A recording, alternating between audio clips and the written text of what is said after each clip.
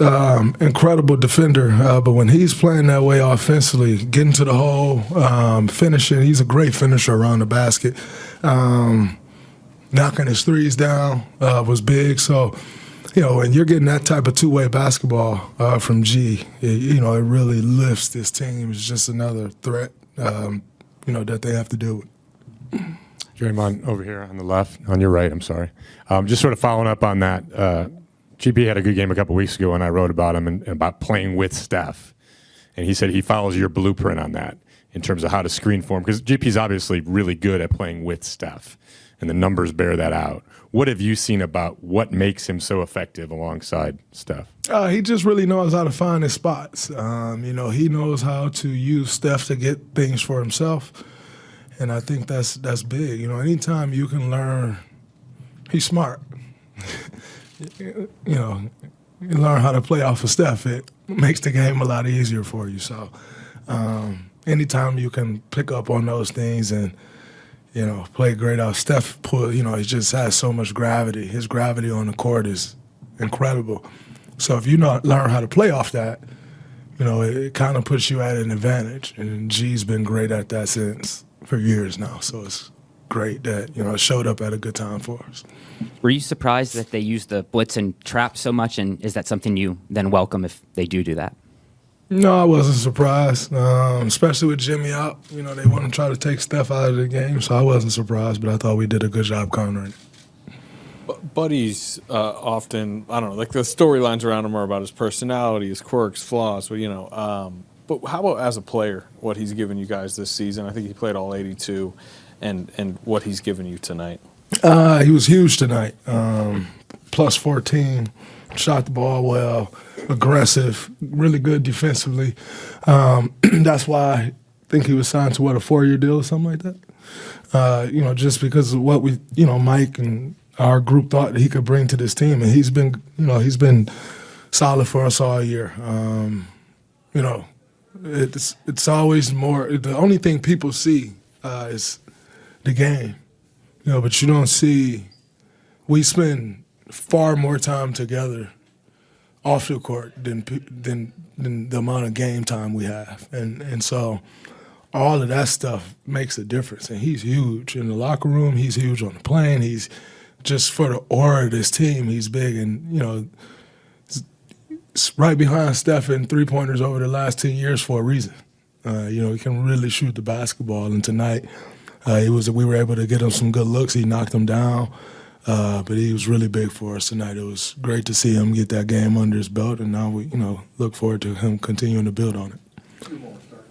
Draymond, we didn't get a chance to talk to you yesterday. I don't know if you saw Dylan Brooks was defending Amon Thompson, but also then called you a dirty player. I was wondering what your response was to that. I don't have one. And then over here, did you make a comment about Jalen Green's nails post-game, and did he take umbrage to that, if so? I'm not sure what he took to, but it was a good win for us. Good evening.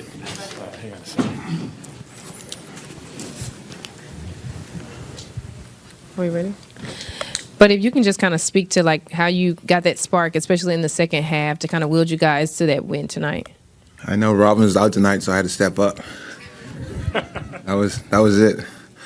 I had to be an Alfred tonight. I know Jimmy's out. And just knows at stake. You don't want to go down 2-1 in the series, especially at home and first playoff game here. Want to make an impression and match the physicality and just come out and make shots. No really lacking making shots and just trying to be a spark plug for this team and do all the right things I can be and be efficient as I can. But you haven't played in very many playoff games in your career. How much are you sort of savoring this opportunity to have a chance on this kind of stage? Just taking it in possession by possession, just learning. Intensity is fun, is great, especially being out there with great players like Steph and Draymond and the coaching staff helping me. But you just got to enjoy the moment, seize the moment, and you can't be shy. When opportunity comes, you got to be out there and just fire it and be free. Buddy, Steve said that you guys figured out the spacing tonight. In your mind, what did that mean? What changed? Just spacing, just being when they put 2 on the ball, just sliding to open spots where the guy who's rolling to make the guy who's tagging make a decision. Either he's going to give up a layup or give up a 3. And my job as a shooter is just be in a space where find a window where I can get a clean look, and if they run me up the line, be able to drive that gap in and kick it back out. Buddy, what is Jimmy Butler like as a coach on the bench when he's not playing in these games? Terrible advice. I just was like throwing him out the whole time. He's being good. He's being positive. He's telling me how to read drives. Except for that one time I get picked by Steven Adams. He just gave me that look, and I was like, yo, don't even talk about it. Yeah. But he's being good. He's just talking and just encouraging everybody, and just especially when Draymond get attacked, he was letting everybody know that was good for our team. He go down and get us going, and that was big. It changed the game for us. Buddy, what does it do for you over to your left? What does it do for you and your teammates when you watch Steph do his thing, like in a game like this when you know Jimmy ain't out there? Steph, I said it earlier, he sees these type of moments. I've watched him my whole life from college to now, and the previous playoff runs he's been on, and watching him against this physical team, he embraces that, he thrives off that, and you look at him as smaller than everybody, but he goes there and he's a competitor, and that's one thing you love about him. He's competing and give you all every night. Buddy, you mentioned earlier you got to be free and let fly. How much of that attitude do you think explains your career and your success? I mean, one of the reasons the Warriors seem to value you is even if you miss shots, you're going to keep shooting, and that space and the value that adds, even if you're not making a lot of them. Right. Just next shot mentality. You can't think about it. If you think about it, then it's going to mess your whole mind up. And shooters, we have bad days and good days, but today was a good day for sure. Just keep building up this one. Buddy, there's been a lot of talk about their blitzing and trapping. Is that something you guys invite as an offense? Is that something you want them to do in their coverage of Curry? What do you think? It seemed like you had some success tonight. Yeah, you want them to blitz you, and just.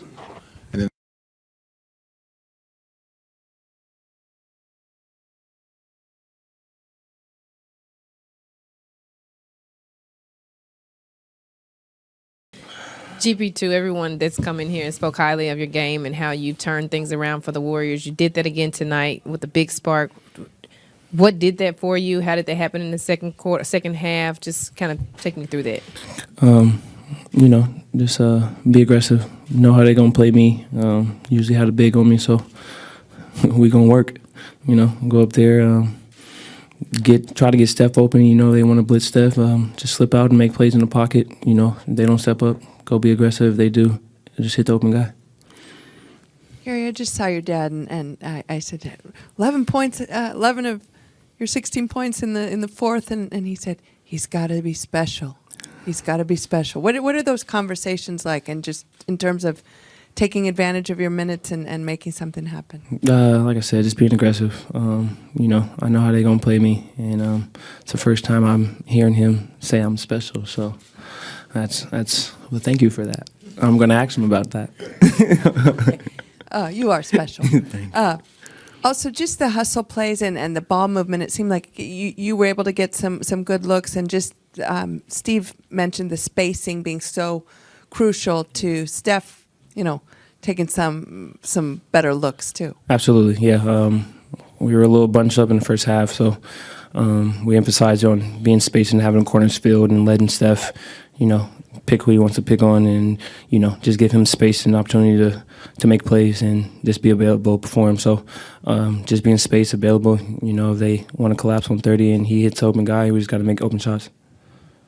Gary, 2 quick ones. How much does that play into your hands when a team sells out on stuff like that? Because as we've talked about in the past, you thrive on playing with him. Oh yeah, just stay ready so you don't have to get ready. It's just another corner 3 for me, by myself. So just take my time and do what I've been doing, working on corner 3s, and just knock them down. They go in when they matter. So that's all I care about. And can you describe that foul? Looked like almost an open field block of Dylan Brooks. And did you note the irony of that, I guess? Which one are you talking about? Late in the game when you were sort of in the open court. And you were, I didn't see him. I thought I saw the smile. Gary, What was the key to taking away the Rocket space? It seemed like today they were trying to play in a phone booth. Yeah, game 2, we gave them a little too much space. They got open looks and went where they wanted to go. So just to, kill that space and just make it tough and muggy for them, and try to make them make plays. Down stretch, and we was able to create turnovers and go the other way and capitalize. So we continue that for the rest of the series. I think we'll be in a good look. Does a win like this over Houston without Jimmy, provide the group extra confidence moving forward? Absolutely. We had to have Jimmy's back, while he was out. So hopefully we get Jimmy back for Game 4 and, we get back to our regular schedule program. You guys are great. Make sure no one stands up, please, with all the cameras. Steve, just generally to win this game without Jimmy Butler, what does that tell you about kind of where you are as a team and who rose up to take that spot? Yeah, it's a big-time win. I mean, you could see we were out of sorts early. With Jimmy out, we changed the starting lineup. We went to some combinations that we've barely played all year, and it took a while for us to find some rhythm. But I thought what kept us in the game was our defense. They got up, I guess, 13 at the most, but these days 13 doesn't feel like that big of a deficit. And I thought the key to the game was the way we closed the second quarter, to pull within 3 and get some momentum, and we felt pretty good at halftime as a result. To follow up on that, obviously you said you tried some combinations, JK being in one of those. What do you think it is that's keeping him out of rhythm, and could you speak to the fact that Buddy... Sorry? What do you think it is that's keeping him from finding a rhythm out there, and once he's kind of being put in that role with Jimmy Butler out? And then what do you think helped Buddy Hield to find a groove, and of course GP2 to find a groove? Yeah, every game is different. JK could come in next game and have a monster game, and he missed 3 games. We didn't play him 3 games. That's not an easy thing to do, and I thought he came in and gave us important minutes. Buddy is. He's a guy who's one of the best shooters in the league, and he's always capable of making shots. And because of the constant blitzing of Steph, it opened up the floor, and we finally figured out, how to space the floor and get the ball swung in that blitz. We were much better with that in the second half than we were in the first, and Buddy got some good looks and made some big shots. Just wonder if you could kind of give a bigger picture look at Buddy, and just at times he can be kind of the butt of jokes, almost in a funny way, partly because of his personality. But you mentioned it; he's one of the most prolific 3-point shooters ever. It seemed like he flipped the game tonight. Buddy flipped it. Gary Payton flipped it. Both those guys. But everybody contributed. Quentin had 12 rebounds. We had Moses come in and make a huge 3 in the second half. But this is what the playoffs are about. They're about injuries and they're about guys stepping up. And we had both today. With Jimmy being out, you have to be able to withstand that and win a game here and there. We've done that for many years. We've had some of our most important guys, miss multiple games in series. So this is what you have to do. You got to find a way, and our guys did that today. How would you describe Steph's performance and then just the degree of difficulty involved with that? I don't know. Just whatever I've said the last 11 years after every one of these games, just copy and paste. He's incredible. Steve, to get Brooks in foul trouble early and he had 4 by halftime, just that made a big difference too, didn't it, for you guys? Yeah, I don't even pay attention to that stuff, honestly. They got a lot of good defenders. They got a lot of good players. They're a deep team. So the main thing was, like I said, just hanging in there and withstanding their run in the first half. We probably went 7 minutes with maybe 1 basket, it felt like, and that was the key stretch. And they're going to bring in a lot of guys who can play, and so I don't even pay attention, honestly, to who's in foul trouble, who's out there. We have to respond and play. The hustle plays down the stretch, it seemed like. I mean, Gary had everybody seemed to have the plays that came up with loose balls that led to more shots. Did you like? Yeah, I mean, we had more second chance points than they did, 18-11. And that's kind of stunning given the way the first two games went. But it was an indication of our energy, our physicality, guys flying around. So a lot of guys tracked the ball, chased it down, got us extra possessions. I think we had 10 offensive boards. So, yeah, a lot of good hustle plays. Steve, what was the key to holding Jalen Green to just 9 points after he had such a big game too? Was there something, a change or an adjustment you guys made? I just thought we were a little more aggressive. I thought we gave him too much separation in game two. They did a good job of getting him downhill and creating space, and we did a better job tonight of taking away some of his space.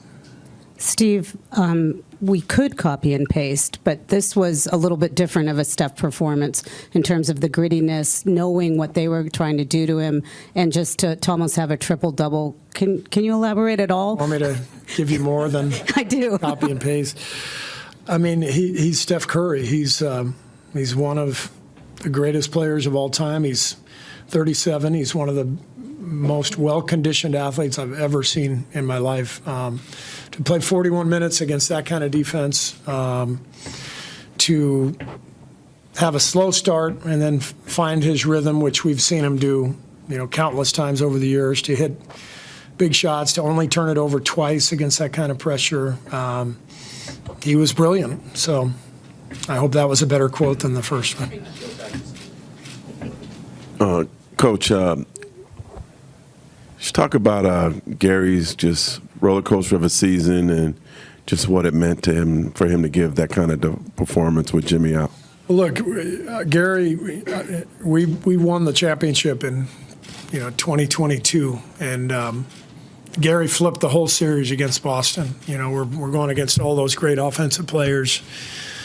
Jason Tatum and Jalen Brown and Derek White, and Gary misses game one, and then he arrives after the injury, for game two, and we win 4 of the next 5. Like, that's not a coincidence. Gary is one of the best defensive players in the league, and he's a really dynamic roller.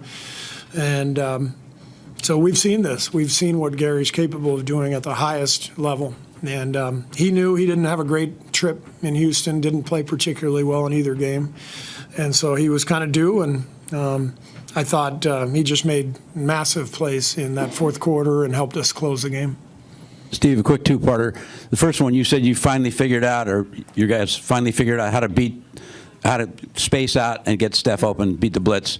What exactly did you do to do that? And the second part? Yeah, it's just about spacing. If they're going to commit to Steph, you have to be spaced. And then the guys who are on the perimeter have to give Steph an outlet. And I thought in the first half we were bunched up. We had, a few possessions where we had everybody on the left side of the floor, nobody on the right, and so there's no outlet for Steph. And so that's why we got scattered, and we had some turnovers and some near turnovers.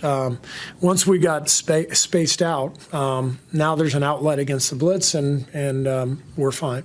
Okay, one more quick one.